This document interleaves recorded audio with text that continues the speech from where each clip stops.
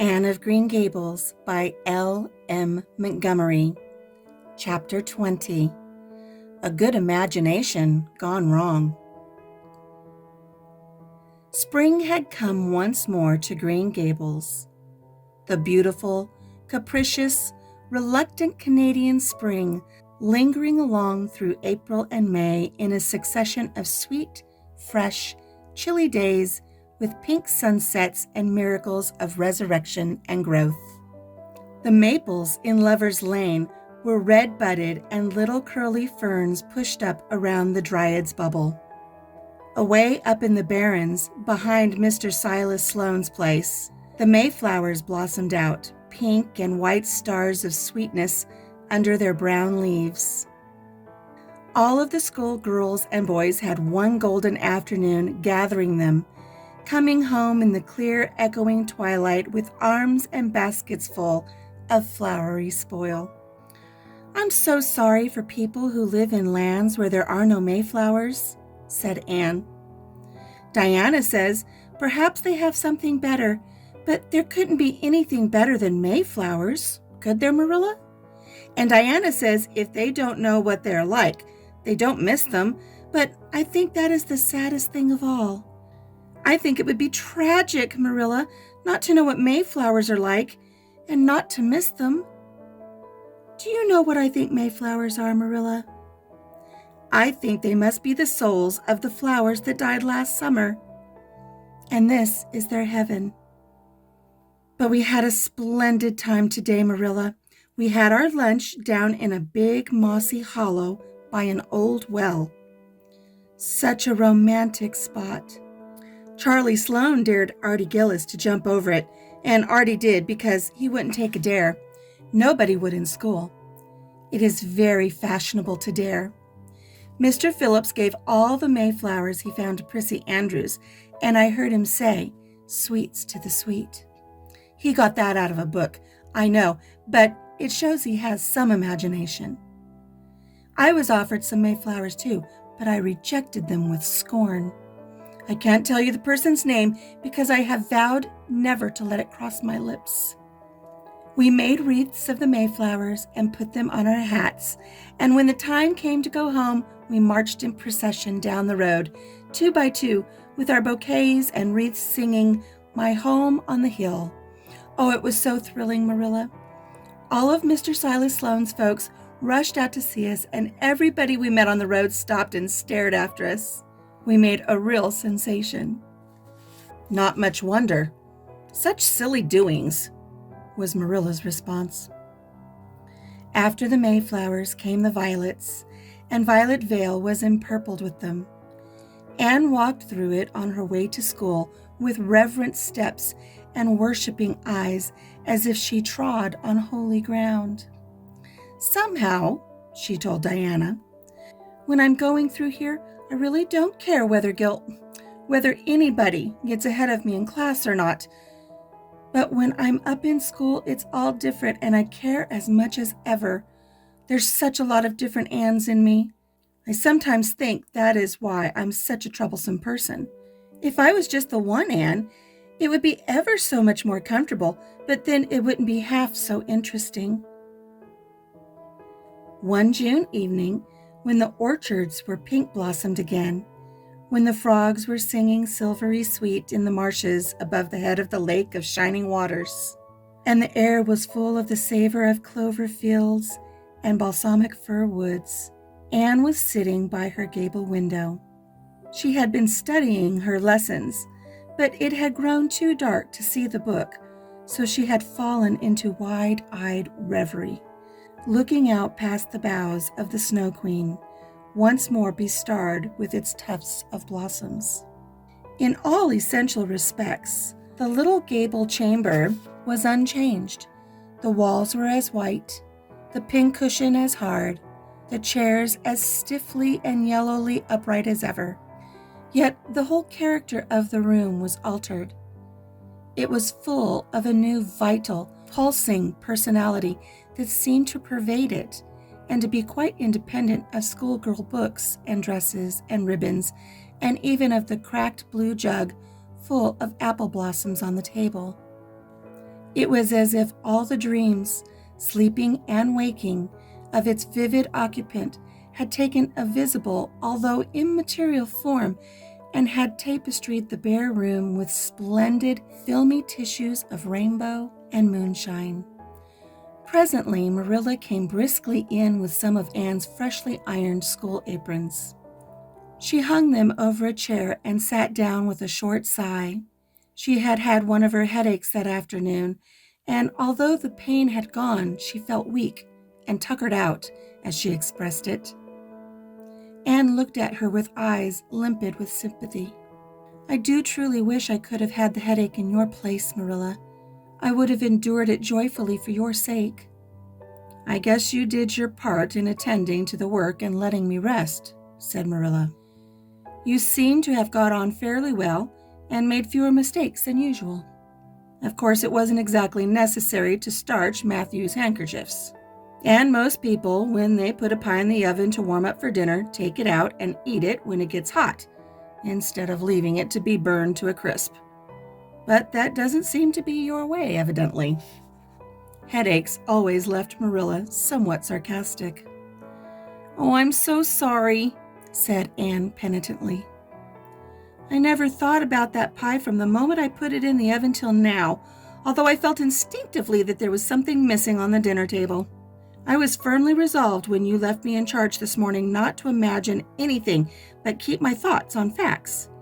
I did pretty well until I put the pie in, and then an irresistible temptation came to me to imagine I was an enchanted princess shut up in a lonely tower with a handsome knight riding to my rescue on a coal-black steed. So that is how I came to forget the pie. I didn't know I starched the handkerchiefs. All the time I was ironing, I was trying to think of a name for a new island Diana and I have discovered up in the brook. It's the most ravishing spot, Marilla. There are 2 maple trees on it, and the brook flows right around it.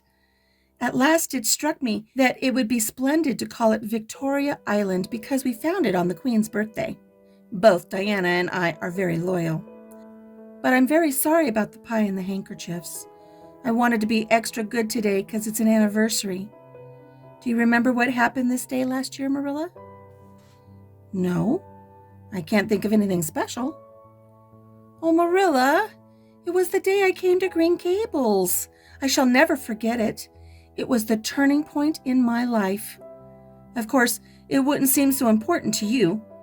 I've been here for a year, and I've been so happy. Of course, I've had my troubles, but one can live down troubles. Are you sorry you kept me, Marilla? No, I can't say I'm sorry, said Marilla, who sometimes wondered how she could have lived before Anne came to Green Gables. No, not exactly sorry. If you've finished your lessons, Anne, I want you to run over and ask Mrs. Barry if she'll lend me Diana's apron pattern. Oh, it's too dark, cried Anne. Too dark? Why, it's only twilight, and goodness knows you've gone over often enough after dark. I'll go over early in the morning, said Anne eagerly. I'll get up at sunrise and go over, Marilla. What has gotten into your head now, Anne Shirley? I want that pattern to cut out your new apron this evening. Go at once and be smart, too. I'll have to go around by the road then, said Anne, taking up her hat reluctantly. Go by the road and waste half an hour. I'd like to catch you. I can't go through the haunted wood, Marilla, cried Anne desperately. The haunted wood? Are you crazy? What under the canopy is the haunted wood? The spruce wood over the brook, said Anne in a whisper. Fiddlesticks! There is no such thing as a haunted wood anywhere. Who has been telling you such stuff? Nobody, confessed Anne. Diane and I just imagined the wood was haunted. All the places around here are so commonplace. We just got this up for our own amusement. We began it in April. A haunted wood is so very romantic, Marilla. We chose the spruce grove because it's so gloomy. Oh, and we have imagined the most harrowing things. There's a white lady walks along the brook just about this time of night and wrings her hands and utters wailing cries. She appears when there is to be a death in the family, and the ghost of a little murdered child haunts the corner up by Idlewild. It creeps up behind you and lays its cold fingers on your hand. So, oh, Marilla, it gives me a shudder to think of it. And there's a headless man stalks up and down the path, and skeletons glower at you between the boughs. Oh, Marilla, I wouldn't go through the haunted wood after dark now for anything. I'd be sure that white things would reach up from behind the trees and grab me. Did ever anyone hear the like? Ejaculated Marilla, who had listened in dumb amazement. Anne Shirley, do you mean to tell me you believe all that wicked nonsense of your own imagination? Not believe exactly, faltered Anne. At least, I don't believe it in the daylight. But after dark, Marilla, it's different. That is when ghosts walk. There are no such things as ghosts, Anne. I know people who have seen them, and they are respectable people. Charlie Sloane says that his grandmother saw his grandfather driving home the cows one night after he'd been buried for a year. You know Charlie Sloane's grandmother wouldn't tell a story for anything. She's a very religious woman, and Mrs. Thomas's father was pursued home one night by a lamb of fire with its head cut off hanging by a strip of skin. He said he knew it was the spirit of his brother and that it was a warning he would die within 9 days.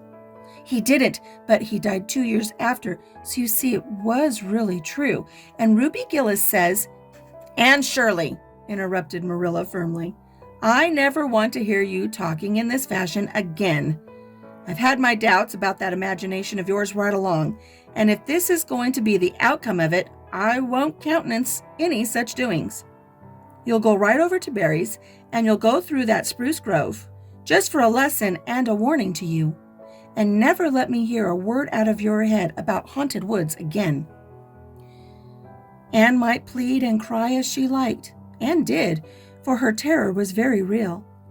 Her imagination had run away with her, and she held the spruce grove in mortal dread after nightfall. But Marilla was inexorable.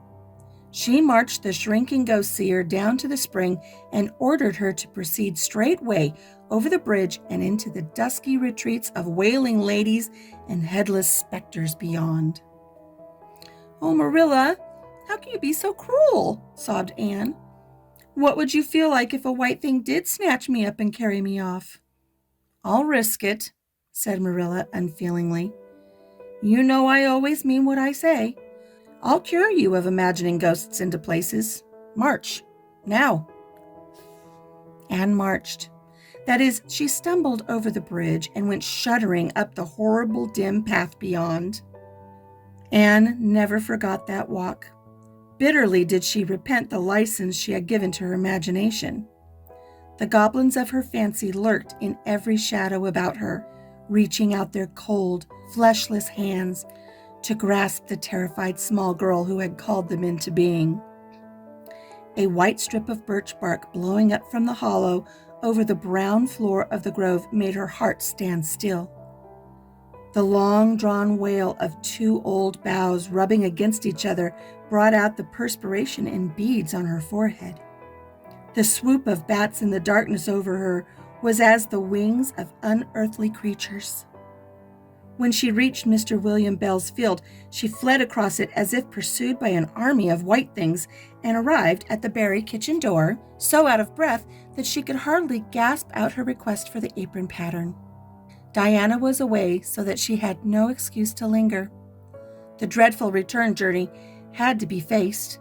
Anne went back over it with shut eyes, preferring to take the risk of dashing her brains out among the boughs to that of seeing a white thing. When she finally stumbled over the log bridge, she drew one long shivering breath of relief. Well, so nothing caught you, said Marilla unsympathetically.